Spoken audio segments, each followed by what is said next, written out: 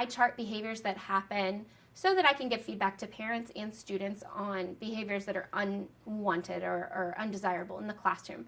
For example, not paying attention. I use the clipboard with a color clip system in my room, and so when a student isn't paying attention, I can say, "You're not paying attention, please go move your clip to a different color," and then I record that. And the reason is so that I can have effective communication with the student, but also so that I can relate that onto the parent. The clipboard is sort of like a logbook for Miss Cundiff so that I can see what behavior has caused you to move your color. When I notice that the student has really changed around the behavior, then they're able to move their clip up, and then I cross out the infraction on the clipboard so that students know that, okay, I'm back up to a desirable color and I no longer have that mark by my name.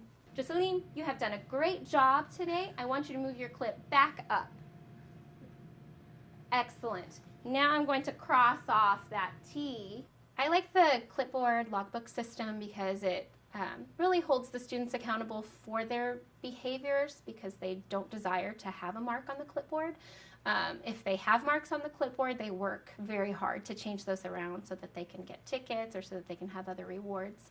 And I also like it because it keeps me more organized, and I can really go back and remember that, hey, that student didn't do their homework for a whole week, or, you know, that student has a hard time focusing.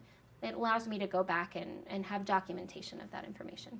It works well with the students because it allows them to understand what behaviors I don't expect from them in class. The students actually appreciate having the system because just like with any reward system, now you're telling them these are behaviors that are not going to get you a reward. These are behaviors that you might get privileges taken away.